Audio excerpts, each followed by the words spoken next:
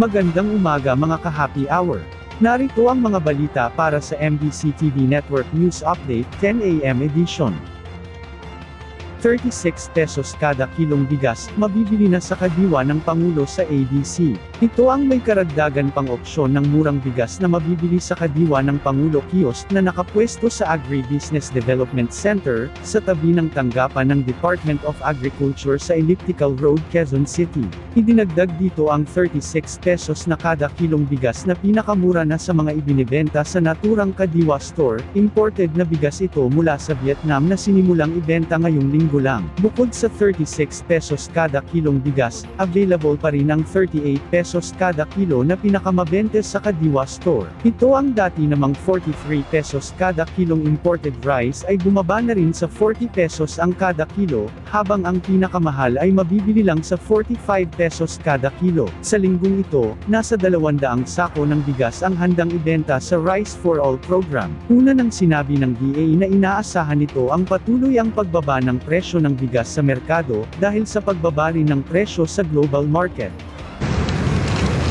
Nakita ko yung kahapon, kaya sabi ko na-try ko 36, baka okay. Kahapon lang sir, no? Ang simula niya. Kahapon lang po kasi ano siya, maalsa? Malambot. Malambot din, pero tamtama lang ang...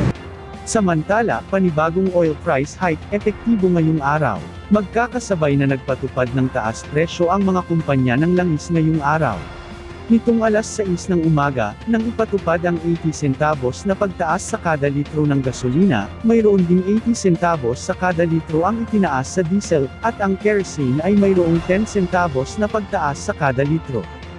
Ayon kay Energy Department Director Rodel Romero, na ang nasabing pagtaas ay dahil sa pangamba na ang pandaigdigang supply ng langis ay maapektuhan sa sanctions ng US sa Russia at Iran.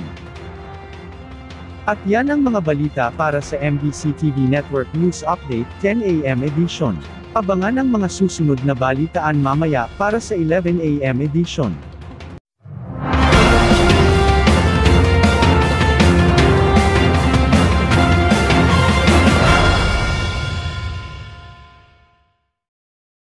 Mga ka-happy hour, kung gusto mong manood ang mga balita sa MBC TV Network News Update, mag-subscribe sa aming YouTube channel, i-like ang aming Facebook page, at i-follow sa aming TikTok account.